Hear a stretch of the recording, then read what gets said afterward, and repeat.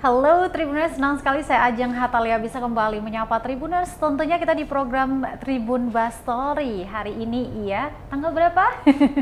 14 Februari yang mana di dalam studio, di ruang redaksi itu udah banyak banget yang ngerayain Hari Baku Sayang hari ini ya. Jadi ya buat kalian yang merayakan Valentine's Day, Happy Val Day aja buat kalian semua. Nah Tribuners, jangan tegang-tegang karena kita bakal membahas terkait dengan tema yang sudah kita sounding ya di sosmed kami, baik di Instagram ataupun di Facebook fanpage. Buat Tribuners setia kita, bahwa hari ini bakal kita bahas terkait dengan tema yakni lulusan SUPM jadi apa. Ini sebenarnya pertanyaan umum ya, yang kebanyakan ditanyakan oleh dede-dede cute, terutama yang baru lulus dari SMP atau SMA dan memikirkan gimana nanti ya masa depannya, sektor apa yang paling cocok untuk mereka. Jadi masih meraba-raba begitu Tribuners, mengingat potensi kelautan dan juga perikanan di Provinsi Maluku sangat luar biasa karena kita didukung dengan laut yang begitu luas, sekitar 92%. Nah ini juga mendukung seperti apa nantinya potensi ini akan dikelola. Nah ini harus ada dasar yang kuat. Itu apa? Sumber daya manusia. Hadirnya salah satu di dunia pendidikan yaitu SUPM ya, untuk Tribuners yang ada di bumi raja-raja ini yang mau meningkatkan kemampuannya di bidang kelautan dan juga perikanan, bisa melalui jenjang ini. Nah luasnya atau detailnya seperti apa, kita sudah menghadirkan narasumber yang sudah hadir di kantor atau di studio tribunambon.com pada sore hari ini. Tribuners, ada Kepala SUPM Ambon, Dr. Ahmad Jais Eli, STMSI, yang selanjutnya akan saya sapa. Pak Jais. Ya, terima kasih Mbak Ajeng. Selamat sore. Selamat sore. Terima kasih sudah mau menyanggupi undangan Tribunambon.com Alhamdulillah. ya. Kabarnya gimana Pak? Sehat, alhamdulillah, sehat-sehat sekali. Ini pimpinan yang memimpin tiga lembaga ya, apakah itu nanti kita akan runutkan satu persatu di pembicaraan kita pada sore hari ini Tribuners. Namun saya mau mengingatkan ke Tribuners yang saat ini mungkin sudah bergabung ya, di layar monitornya kalian boleh komen atau memberikan pertanyaan atau pengalaman kalian terkait dengan tema yang kita bahas ya. Judul besarnya adalah perikanan dan juga kelautan di Provinsi Maluku. Ya, sebelum kita lebih jauh ya membahas terkait dengan potensi-potensi yang ada dan seperti apa nantinya di bidang pendidikan ini akan dikelola agar menghadirkan atau melahirkan SDM-SDM yang luar biasa tentunya anak-anak daerah Provinsi Maluku. Kita mungkin bisa ngobrol dulu nih, mengenal lebih dekat begitu ya SUPM dan juga sistem pendidikan atau metode apa yang diterapkan di dalam pendidikan SUPM ini. Pak Jais, tentang SUPM mungkin boleh dijelaskan di dalamnya itu metode pembelajaran itu seperti apa yang diterapkan ke siswa. Baik Mbak Ajeng, rekan-rekan Tribuners yang saya banggakan, kalau kita ingin menjelaskan tentang SUPM ini tentu sebagian bahkan banyak sekali orang sudah paham bahwa SUPM itu adalah kependekan dari Sekolah Usaha Perikanan Menengah Waiheru Ambon. Kebetulan di Indonesia ini ada 9. Nah salah satunya ada di provinsi yang memang 1000 pulau ini dengan potensi lautnya besar, yaitu SUPM Waiheru Ambon. SUPM sendiri itu adalah unit pelaksana teknis, langsung di bawah Kementerian Kelautan dan Perikanan. Di bawah eselon satunya adalah Badan Riset Sumber Daya Manusia dan Kelautan dan Perikanan. Jadi dia langsung berdiri di bawah Kementerian unit pelaksana teknis dari Kementerian Kelautan dan Perikanan. Nah, tugas kita sehari-hari adalah kita mendidik, melatih, dan memastikan mereka bekerja. Jadi ada 3 hal nih. Kita mendidik, melatih mereka, dan memastikan mereka bekerja. Istilahnya tenaga-tenaga yang nantinya kalau mereka lulus itu siap untuk kita pastikan mereka bekerja karena kita mencari pekerjaan untuk mereka. Ya, bukan sekadar kita hanya luluskan, tapi kita pastikan mereka bekerja. Karena itu sudah tercantum dalam indikator kinerja utama kita. Seperti itu. Nah, di SUPM sendiri ada sebenarnya 3 lembaga yang memang masyarakat belum tahu nih, dan hari ini mungkin saya sampaikan.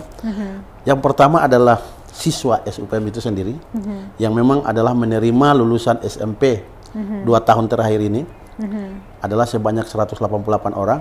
Dan yang kedua adalah sebanyak 332 orang, itu adalah Taruna Politeknik Kelautan dan Perikanan.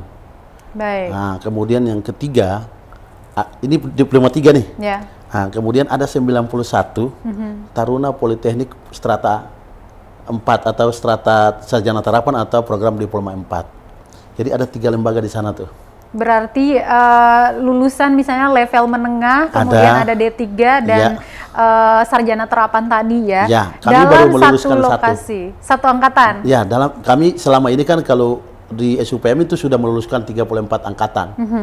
Nah, untuk Politeknik kami baru luluskan tahun 2022 kemarin angkatan pertamanya. Ya. Yang diploma 3. Oke. Ya, seperti itu. Berarti untuk yang sarjana terapan Baru menerima tahun kemarin. tahun kemarin Ya. diperkirakan nanti lulus berapa lama? 3 tuh? tahun lagi. 3 Kalau tahun karena lagi sudah ya? tahun 2022 berarti kita akan luluskan di tahun 2025. Baik, kita bahas satu-satu Satu-satu. dari SUPM dulu ya. Ya. Ini istilahnya level menengah begitu, lulusan Betul. SMP yang melanjutkan pendidikan di level menengah yaitu SUPM ya, Sekolah Usaha Perikanan Menengah di Kota Ambon, tepatnya di Waiheru. Bagaimana sistem kurikulumnya atau sistem akademik ya Betul. yang diterapkan di level menengah ini? Pastinya tentunya jenjangnya akan berbeda dengan D3 dan juga D4. Benar. Jadi kalau kita mulai tahap dari SUPM, SUPM tentu ini adalah sama dengan pendidikan SMK ya. Pendidikan SMK. Kita punya kurikulum. Kurikulumnya adalah kurikulum edisi tahun 2012 yang memang dikeluarkan oleh Kementerian Kelautan dan Perikanan. Tetapi tetap kita melakukan penyesuaian dengan Kementerian Pendidikan Nasional. Karena biar bagaimanapun SUPM yang memang setara di SMK ini masih di bawah kendali daripada Dinas Pendidikan lewat Kementerian Pendidikan Nasional. Satu yang pertama.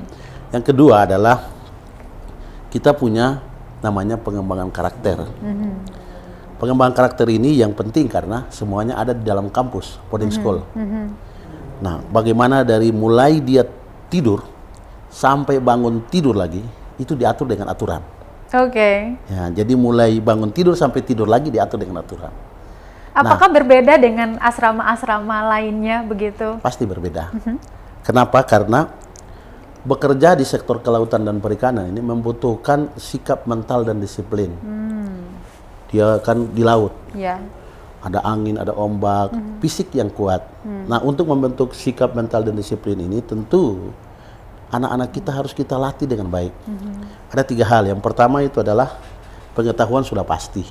Didapatkan di mana-mana tuh. Ya. Sekolah manapun pasti akan memberikan ilmu pengetahuan. Yang kedua keterampilan. Keterampilan ini kan kalau namanya sekolah vokasi berarti kan harus praktek. Betul. Nah, untuk pendidikan SMK atau SUPM ini kan teorinya hanya 30%. Prakteknya 70%. Nah, dan yang ketiga adalah sikap dan karakter. Ini sangat penting. Kenapa banyak sekali lulusan kita bekerja di luar negeri? Karena memang ini faktor ketiga ini. Sikap dan karakter. Sikap dan karakter ini kita bentuk di sana. Karena tadi dari dia tidur sampai bangun tidur lagi diatur dengan aturan. Baik. Ya. Untuk level SUPM sendiri, mata pelajarannya apakah memang kalau tadi ada penyesuaian ya, penyesuaian misalkan sudah dari Kementerian Pendidikan dan turunannya adalah mengikuti kurikulum pendidikan seperti itu. Apa yang terjadi di sana? Kolaborasi seperti apa? Perikanan dan pendidikan, apakah memang pendidikan perikanan mulu untuk pengetahuan? Ya, tentu sama. Ada program namanya kalau di SMK itu ada namanya program adaptif, ada normatif, ada produktif. Nah, yang menjadi pembeda bagi kami dengan sekolah lain adalah di akhir daripada proses ini, dalam proses pendidikan ini, baik dalam sementara proses sampai di akhir, mereka mendapatkan sertifikat-sertifikat yang bertaraf internasional. Sehingga dengan sertifikat itu dia bisa bekerja di luar negeri. Contoh misalnya, program studi kan ada 3 program studi nih di SUPM. Ada program studi nautika kapal penangkap ikan, ada program keahlian. Kalau SUPM namanya program keahlian. Ada program keahlian nautika kapal penangkap ikan. Ada program keahlian agribisnis perikanan, ada program keahlian pengolahan hasil perikanan. Tiga-tiganya ini ada sertifikatnya. Oke. Bukan sekedar dia mendapatkan ijazah, Ya. tetapi ada sertifikat. Yang pertama adalah sertifikat kompetensi dari BNSP. Yang kedua, ini yang berbeda ini. Kalau misalnya contoh program keahlian nautika, ini dia mendapatkan sertifikat ahli nautika kapal penangkap ikan tingkat 2. Wow. Ini calon nakoda nih. Ya. Bagaimana mau menjadi nakoda kapal? Kalau dia tidak punya sertifikat, pasti tidak bisa jadi nakoda.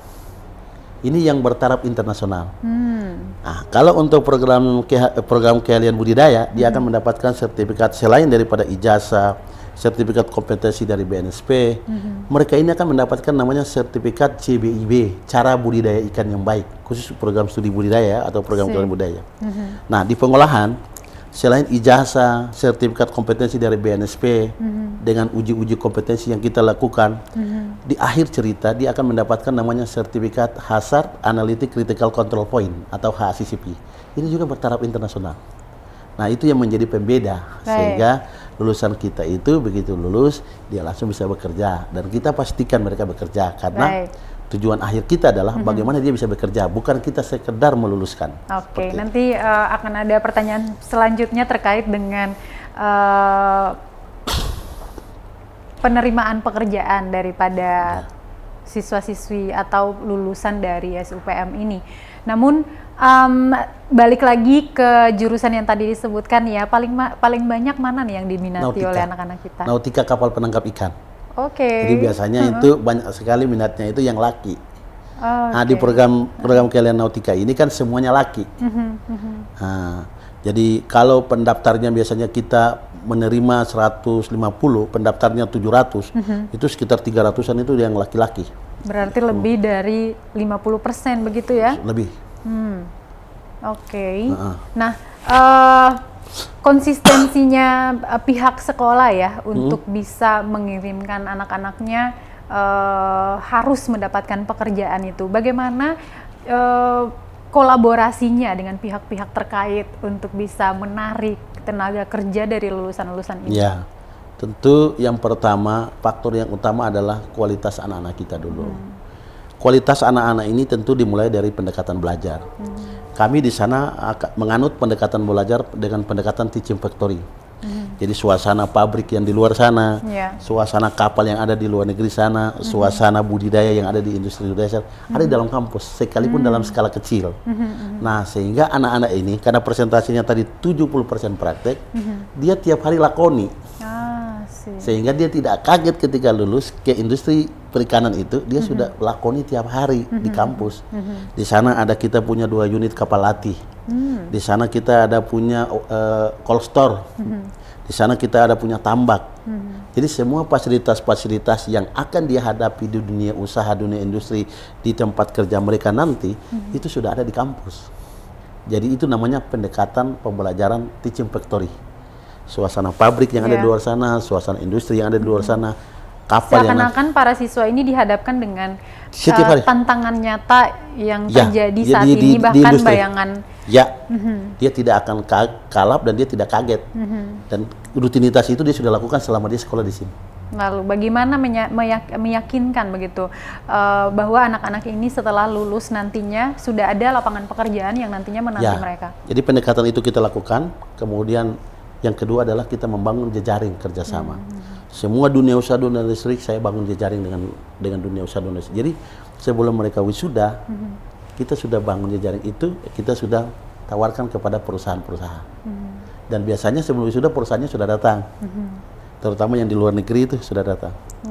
Jadi ada tadi faktor mereka kompetensinya iya, disiplinnya bagus, kemudian kita membangun jejaring. Karena kalau dari sejak dia tingkat 1, ketika dia misalnya magang atau kerja praktek itu sudah dengan dunia usaha dunia industri. Jadi biasanya di Dudi itu sudah mau akhir dia minta, saya minta yang ini aja, saya minta 5 orang, seperti itu. Jadi itu strategi yang kita lakukan sehingga saya bisa sampaikan bahwa di setiap awal tahun ada perjanjian kinerja yang kita lakukan dengan atasan kita di Kementerian Kelautan dan Perikanan, namanya perjanjian kinerja. Itu adalah salah satu ikunya adalah tentang serapan lulusan. Jadi indikator kinerja utama adalah kita pastikan mereka bekerja. sehingga kami tidak meluluskan pengangguran. Betul. Seperti itu. Baik. Dari lulusan setiap tahunnya nih Pak, berapa banyak? Apakah memang 100% itu langsung diserap tenaganya untuk di dunia pekerjaan? Jadi berdasarkan pengalaman, kebetulan menjadi pimpinan di sana sudah 10 tahun, rata-rata 5-10% itu melanjutkan pendidikan ke jenjang lebih tinggi. Nah sisanya itu mereka bekerja. Tetapi di IKU kami itu adalah 75% harus terserap di dunia usaha dunia industri. Karena uang negara itu dikeluarkan untuk mempersiapkan mereka memperkuat sektor kelautan dan perikanan. Apa jadinya? Kalau misalnya anak nelayan, tiba-tiba dia semuanya menjadi PNS, siapa yang nanti jadi nelayan? Siapa yang ganti bapaknya? Ada filosofi yang saya selalu sampaikan kepada mereka adalah bahwa sekolah ini hadir untuk menjadikan kamu, kalau bapakmu memakai perahu kecil dengan dayung, kamu harus pakai dasi dan dengan kapal besar. Kalau mamamu penjual ikan, kamu harus dengan baju yang blazer, tapi kamu keluar dari gedung cold store besar.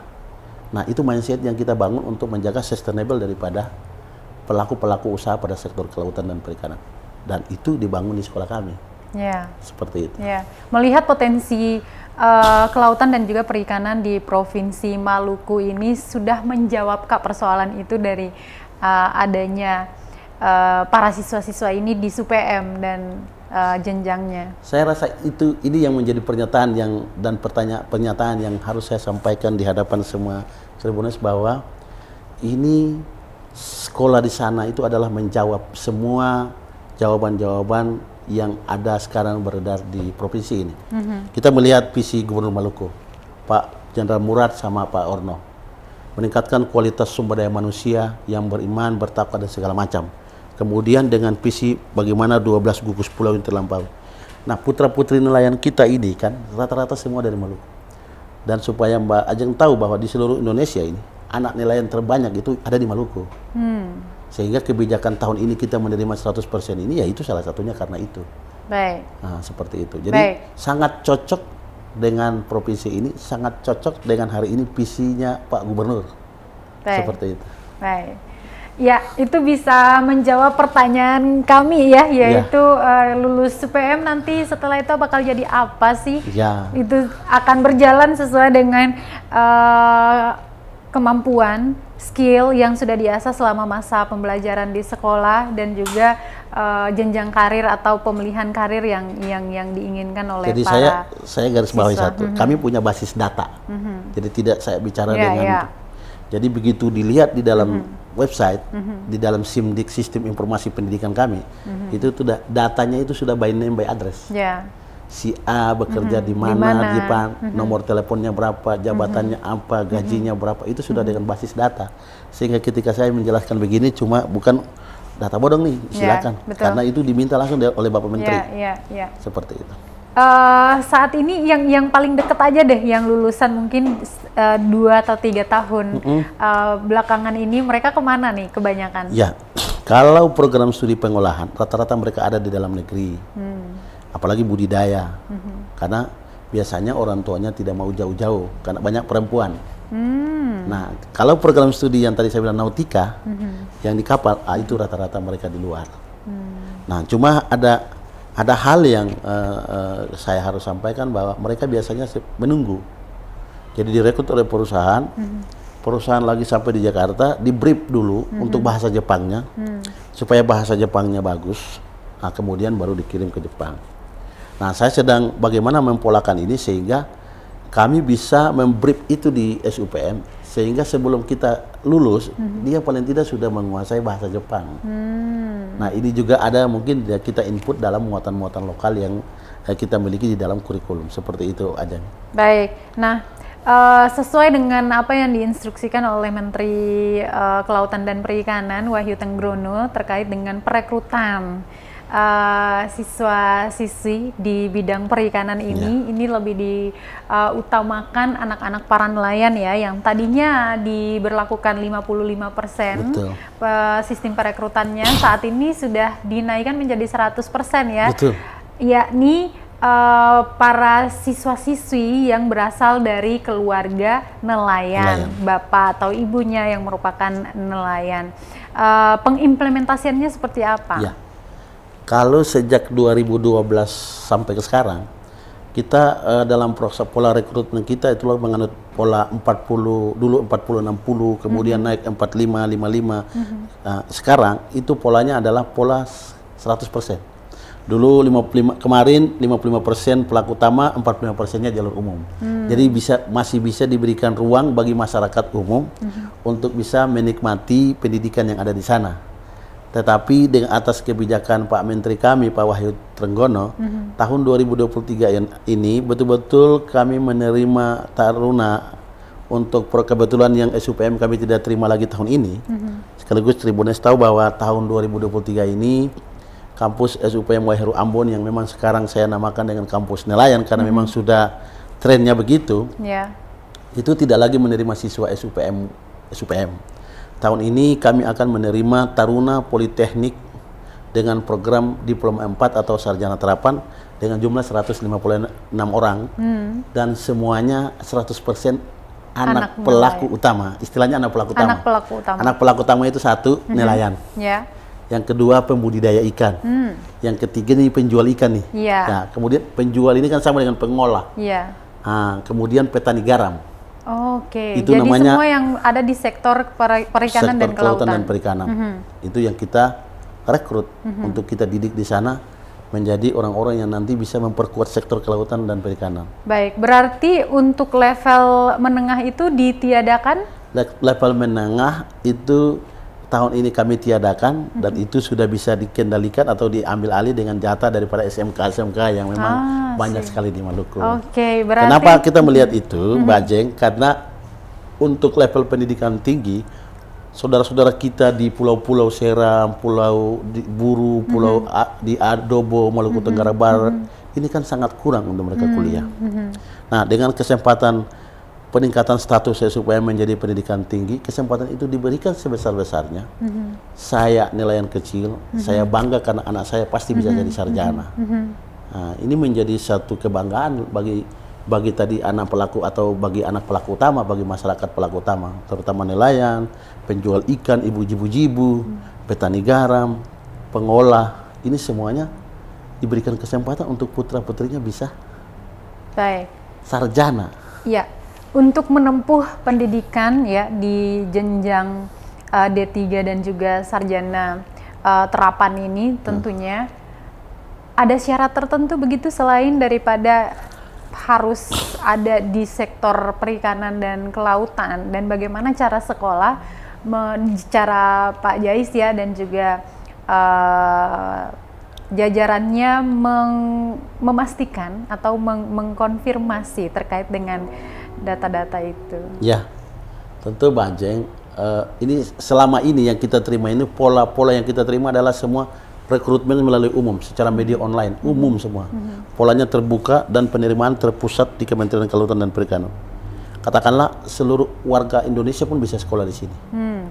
Ini dibuktikan ketika menerima Poltek itu ada mahasiswa dari Medan, ada mahasiswa dari Jawa Timur yang datang kuliah di kita. Nah, tentu pola ini sama. Pola ini sama dengan yang mungkin agak berbeda dengan tahun kemarin adalah karena tahun ini 100%. Kalau tahun kemarin ketika ada jalur umum dan jalur khusus, kami itu meniadakan seleksi akademik bagi jalur khusus. Jalur khusus tadi anak pelaku utama. Karena ketika mereka disandingkan dengan jalur umum, pasti dia kalah dia. Jadi seleksi akademiknya itu dia tiadakan asal sehat. Jadi ada beberapa rekrutmen. Pertama seleksi akademik, kemudian kesehatan, kemudian fisik, kemudian wawancara. Pada saat wawancara ini kita gali supaya betul tidak dia anak nelayan tidak, bahkan sampai kita uji ke lapangan. Jadi betul-betul yang kita terima itu ya memang anak nelayan yang memang kurang mampu. Nah, pertanyaannya bagaimana dengan anak nelayan yang mampu? Bisa di sana karena dia adalah anak pelaku utama, tapi dia tidak mendapatkan bantuan berupa seragamnya dibelikan negara, sepatunya dibelikan negara, kan semuanya dibelikan negara. Termasuk biaya semesternya? Semuanya, tidak ada yang... Berarti gratis ya? Gratis semua, makan, tidur semua dibiayai negara. sepatu yang dia pakai, baju semua itu 7 setel itu semua disiapkan oleh negara. Seragamnya ada 7. Iya.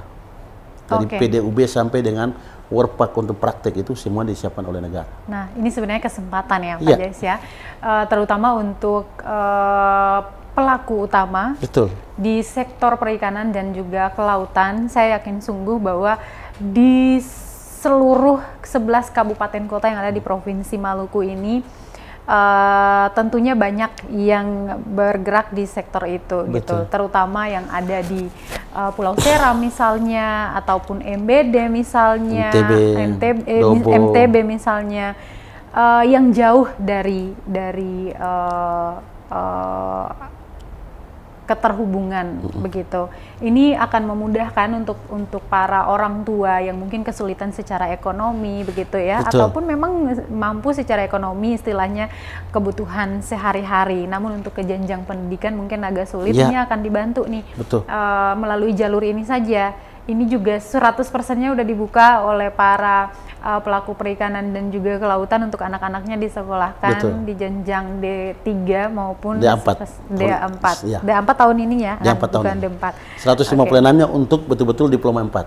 Itu kursinya tuh 100 Student body-nya 156. 156. 6 orang, ya. Kapan tuh dibuka, Pak? 1 April, awal 1. April. Udah dekat dong. Dekat ya. Ya, karena jangkauannya mungkin ya, bersyukur sekali kalau Tribuners yang setengah nonton talk show kita di Bastory sore hari ini akan menjadi penyambung mulut juga. Betul. Untuk para keluarga, saudara yang ada di mana-mana begitu ya, yang sulit dari keterhubungan, misalkan sinyal dan segala macam. Ini bisa dibagikan informasi bahwa akan ada dibuka perekrutan untuk mahasiswa calon D4 atau sarjana terapan itu Ya. dibuka gratis semuanya, Gratis. gratis, tinggal Ya. sekolah aja gitu. Tinggal selama sekolah 3 aja. tahun Benar, begitu ya. 4 tahun.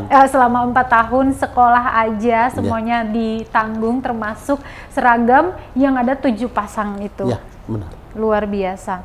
Benar. Nah, untuk perekrutan D4 ini prosesnya online, offline seperti yang Jadi, tadi dijelaskan. Saya sudah menjadi pimpinan di sini sudah 10 tahun. Ya. Saya tahu karakter masyarakat saya. 11 kabupaten kota saya tahu, sehingga saya biasanya dengan banyak alumni kita di mana-mana, Ya. suruh minta bantu. Ya. Ada yang bisa bantu daftarkan. Kalau memang sudah tidak bisa, yang penting bisa datang ke Ambon aja. Udah nanti datang ke kampus kita bantu. Jadi di sana di kampus itu saya buka seperti di bank. Datang kita layani. Ada Yang penting, CS-nya ya ada gitu CS, kan. pokoknya mantap lah kita bantu karena kita sudah tahu bahwa Si. saudara-saudara kita di sana itu Ya. sangat kekurangan dalam bidang itu. Dari sisi IT, dari sisi sinyal, lalu kita bantu. Kita daftarkan, yang penting dia punya dokumen lengkap, kita daftarkan semuanya. Hanya cara itu yang saya bisa mampu untuk menghadirkan taruna dari Dobo, taruna Ya. dari MBD, taruna dari MTB. Kalau tidak dengan cara itu mereka tidak Betul. bisa memanfaatkan fasilitas negara yang hari Ya. ini negara siapkan bagi mereka. Bagi saya, dengan memang sih kebijakannya adalah untuk semuanya ya, secara umum dibuka untuk semuanya, tetapi kita harus memakai kuota Ya. secara internal sehingga keterwakilan dari 11 kabupaten kota ini ada tarunanya di sana. Jadi masing-masing dari 11 kabupaten kota itu ada kuotanya masing-masing. Harus ada kuotanya. Masing-masing Kuota minimal minimal. berapa? Kuota minimalnya kan 5. 5 per masing-masing kabupaten Ya, kota. kabupaten. Itu kebijakan internal yang kita terapkan di sini sehingga kita seleksi bagaimana supaya ada di setiap Harus kabupaten kota ada ada 5. keterisian begitu ya. terisian. Sehingga mana taruna dari MPD ada yang angkat tangan. Oke. Jadi warna Maluku itu yang memang lautnya tadi besar itu Ya. hadir di sana. Bukan hanya kota Ambon, Betul. bukan hanya Maluku Tengah. Nah, ini kesempatan ini lewat Tribun ini saya ingin sampaikan agar kesempatan ini mari kita manfaatkan sebesar-besarnya, terutama saudara-saudara saya di nun jauh di sana, di pulau-pulau kecil di sana. Silakan datang. Kita lebih utamakan itu malah. Karena mereka itu untuk memanfaatkan pendidikan tinggi ini sangat-sangat kurang, bahkan saya tidak pernah terpikirkan. Betul, dan saya yakin sungguh juga Pak, bahwa calon-calon SDM ini yang ada di daerah itu punya mimpi yang jauh lebih besar. Betul. Hanya saja akses untuk mendapatkannya itu sulit Pak. Dan seperti yang tadi Pak Jai sampaikan bahwa ini adalah fasilitas negara ya, jaminan negara untuk bisa membuka seluas-luasnya kesempatan bersekolah begitu untuk anak-anak nelayan terutama ya, atau yang bergerak di sektor perikanan dan juga kelautan, mewujudkan mimpi-mimpi mereka, membuat bangga orang tua, menaikkan derajat keluarga melalui pendidikan itu sangat luar biasa. Jadi sebaik-baiknya ya bisa dimanfaatkan hal itu. Jadi saya sampai katakan begini, kalau ini merata, tingkat pendidikan itu misalnya orang tua tadinya tidak pernah berharap bahwa anaknya itu sampai pada level jenjang pendidikan tinggi, tapi ini pendidikan ini bisa memberikan keleluasaan, memberikan kelonggaran bagi mereka, bahkan kesempatan itu mereka hadir di sini. Dia menaikkan nilai tukar nelayan. Pasti dia menaikkan nilai tukar karena martabatnya naik, tingkat pendidikan dalam keluarga ini naik, dan itu bisa meningkatkan ekonomi, meningkatkan mengurangi tingkat kemiskinan. Nah, dampak daripada pendidikan ini karena tidak pernah dia bayar apa-apa. Mumpung ya yang selama pengalaman 10 tahun yang biasanya ditanggung oleh orang tua itu uang sabunnya, hembody, bedaknya, kan kita tidak bisa nanggung tuh. Tapi kalau makan, tidur, segala macam, kan ditanggung tempat tinggalnya, semua biaya prakteknya pun tidak dikenakan. Seragam yang tadi seragam 7 itu tuh banyak loh, Pak. Kemudian, dan itu nilainya 6,5 juta loh. Untuk seragam saja? Per orang, per taruna, untuk seragam saja. Wow. 6.500.000. Dan kalau jalur umum pasti bayar itu. Oke, itu kalau jalur umum sudah pasti dibayar bayar 6.500.000 mandiri. Nah, apalagi kalau sudah ditanggung oleh negara begitu ya. Jadi sebisa mungkin manfaatkan ya potensi-potensi yang ada dalam di daerah, tentunya bisa mengikuti perekrutan, proses perekrutan nanti di 1 April ya Pak ya. Betul. Yes. Mimpi saya sebagai anak Maluku, satu ketika ini kuotanya itu bukan 156, bisa 500, bisa 600, bahkan 1.000, itu mimpi saya. Terutama jika minatnya banyak ya Pak? Ya, karena pasti minatnya banyak. Cuma mungkin kalau misalnya kuotanya 1.000, kita akan datangi mereka, kita bawa datang ke kampus, kamu saya jadikan sarjana. Pasti putra-putri Maluku tidak bakalan ketinggalan dengan orang-orang di luar sana. Karena ini sangat cocok dengan visi Pak Gubernur. Bagaimana kita meningkatkan kualitas sumber daya manusia untuk bisa mengelola laut kita yang besar ini. Yang tadi 92,4%-nya adalah laut. Dengan potensi ada 3 WPP di sini, 714, 715, 718. Banyak sekali orang-orang dari luar sana datang untuk mengambil hasil kita, sementara kita hanya tinggal penonton. Karena kita pakai dayung kecil, perahu kecil. Kapan kita, putra-putri kita memakai kapal besar, berdasi, dan dia cuma dengan lipat tangan menekan tombol, ikannya sudah naik di atas kapal. Mimpi saya kan itu sebagai anak Maluku ya, sebagai putra Maluku yang kebetulan hari ini bekerja di Kementerian Kelautan dan Perikanan. Baik, itu juga mewakili mimpi kebanyakan ya masyarakat yang ada di Provinsi Maluku. Ya, kita balik lagi ke strata 4. Diploma 4 sarjana terapan tadi. Ada berapa jurusan di sini? Jadi kalau di sana kan tadi diploma 3, program studinya adalah teknologi penangkapan ikan, budidaya perikanan, dan pengolahan hasil laut. Itu kalau diploma 3 yang sekarang lagi berjalan, yang kita sudah wisudakan 1 angkatan kemarin, 180 orang kemarin. Nah, di diploma 4 ini sama, program studi teknologi penangkapan ikan, teknik penangkapan ikan, kemudian aquaculture itu budidaya tadi, kemudian adalah pengolahan hasil perikanan, teknologi pengolahan hasil perikanan. Jadi tiga sektor ini dalam internal perikanan itu semua terakomodir, ada penangkapannya, ada budidayanya, ada pengolahannya. 3 program studi ini ada di sana, di kampus itu. Dan biasanya program studi yang pengolahan sama budidaya ini banyak diminati sekali oleh perempuan. Saat ini pun banyak diminati oleh taruni kan perempuan ya, perempuan. Makanya saya agak kewalahan kemarin ketika begitu banyak minatnya perempuan, sementara kapasitas asrama putri kita terbatas. Akhirnya kita renovasi lah itu rumah dinas siswa, rumah dinas pegawai untuk menjadi asrama bagi taruni, seperti itu. Karena akhir-akhir ini ternyata generasi milenial wanita di Maluku sangat bagaimana dia mencintai tentang program studi ini, kan dia mencintai laut, mencintai Maluku. seperti itu, budidaya maupun pengolahan. Diversifikasi olahan-olahan ikan itu mereka sekarang sudah buka wirausaha. Jadi ada satu hal yang saya sampaikan tadi, selain bagaimana kita pastikan mereka bekerja, tapi ada hal yang kita pastikan adalah kalau dari semester 1 kita sudah melihat target-target kita melihat ini potensi talenta-talenta yang anak-anak kita miliki adalah wirausaha, kita sudah mulai giring ke sana untuk dia berwirausaha. Nanti kita buat dia bikin proposal, akan diuji oleh lembaga independen, kemudian berupaya dan kita kasih modal. Nah, ini juga sebenarnya bukan hanya meningkatkan SDM si siswa ini, tapi dia juga akan memberdayakan kelompoknya misalnya, masyarakat di daerah asalnya misalnya. Jadi semakin luas dan saya rasa tingkat kemiskinan itu semakin berkurang kalau jadi kita tidak sampai pada kuat. output saja. Jadi di kami itu tidak sampai hanya untuk meluluskan, tapi ada outcome-nya, ada benefit-nya. Nah, itu benar-benar terlihat ya, Pak ya. Mudah-mudahan dengan wirausaha dia bisa menciptakan lapangan pekerjaan untuk rekan-rekannya, untuk saudara-saudaranya, untuk kampungnya, bahkan untuk daerah di sekitar dia tinggal. Seperti itu. Dan kami rata-rata setiap tahun ada sekitar 10-15 orang yang memang berwirausaha. Jadi dia ini yang kita tidak perlu carikan dia kerja karena sudah dia berwirausaha. Modal usaha itu kita buat festival wirausaha di sana. Kita datangkan dosen-dosen dari Universitas Prasetya Mulia, Bina Nusantara.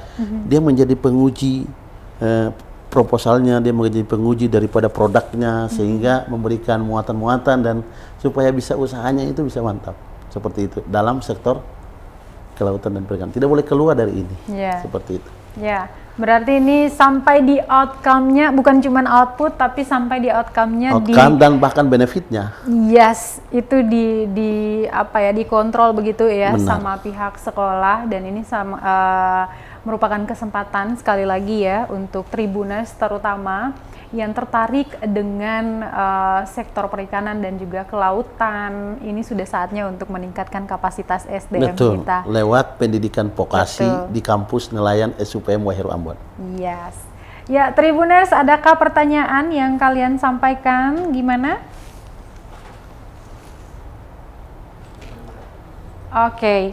Ya, Pak, nggak terasa nih kita ngobrolnya udah lebih dari 30 menit ya, 40 menit saat ini. Masa depan pendidikan, terutama di bidang kelautan dan juga perikanan. Selain tadi saya sudah mendengar mimpi Bapak tadi itu, apa yang Bapak harapkan dari tunas-tunas muda yang saat ini taruna-taruni sedang melewati jenjang masa pendidikan di lembaga yang Bapak pimpin ya, dan seperti apa yang akan dilihat juga untuk generasi-generasi kita mendatang terkait dengan potensi ini? Saya dalam setiap kesempatan, saya selalu memberikan motivasi kepada mereka. Yang pertama bahwa kita itu melihat matahari duluan. Ini satu filosofi yang setiap saat saya memberikan motivasi kepada anak-anak nelayan yang jauh di sana. Dari Seram, dari Buru, dari MBD, dari mana-mana. 11 kabupaten kota. Saya bilang, Anda sadar atau tidak sadar, kita ini melihat matahari duluan. Semestinya kita tahu duluan. Karena kita lebih lihat matahari duluan dari Indonesia Tengah, bahkan Indonesia Barat. Tentu harus kita lebih tahu duluan sedikit. Itu yang pertama. Yang kedua adalah kita syukuri bahwa ini adalah rahmat daripada Tuhan, bahwa hadirnya negara lewat Kementerian Kelautan dan Perikanan, dukungan pemerintah daerah, Anda bisa bersekolah secara gratis. Syukuri itu dengan bersekolah dengan setulus-tulusnya, berupaya dengan sebaik-baiknya supaya Anda bisa lulus di sini dengan baik. Anda lulus, Anda punya 3 kitab. Satu adalah ijazah, 2 adalah sertifikat kompetensi yang dimiliki tadi, ada yang bertaraf nasional maupun internasional, dan yang ketiga adalah karakter yang memang tidak bisa terlepas daripada. Begitu karakter ini tidak baik, di dalam perusahaan atau dunia industri manapun Anda akan tidak akan diterima. Dan begitu karaktermu tidak baik, Anda tidak bisa meninggalkan jejak yang baik untuk adik-adikmu nanti yang tingkat 2 maupun tingkat 1. Dan yang terakhir adalah di mana bumi dipijak, di situ langit dijunjung. Selalu beradaptasi dengan lingkungan dan tidak lupa berdoa pada Yang Kuasa. Baik, Tribuners Sekali lagi thank you untuk narasumber saya ya, Kepala SUPM Ambon yang sudah hadir di Tribun Bastory untuk sore hari ini Pak Jais. Ya. Dan Tribuners, manfaatkan kesempatan ini, fasilitas yang negara sudah jamin untuk masyarakat terutama yang bergerak di bidang kelautan dan juga perikanan. Sekolahkan anak-anak ya ke SUPM atau untuk perekrutan di tahun ini Ya. ada strata Awal April kita sudah betul, sarjana terapan atau Ya, D4-nya sarjana terapan nanti loh. di 1 April 2023 dengan masa tempuh 3 tahun. 4 tahun. 4 tahun ini sudah bisa dipastikan ya akan dikawal sampai nantinya lapangan pekerjaan itu dibukakan Dengan gelar kesempatannya. ahli media dengan gelar SSTPI. SS. Sarjana Sains Terapan. Keren gak tuh? Baik Tribuners, terima kasih untuk kalian yang sudah menonton di Tribun Bastory sore hari ini. Kita akan jumpa dengan narasumber kece dan tema-tema menarik lainnya tentunya di Tribun Bastory. Dan saya Ajeng Hatalia beserta narasumber saya Pak Jais. Kami pamit. Amate. Terima kasih sudah nonton. Jangan lupa like, subscribe, dan share ya.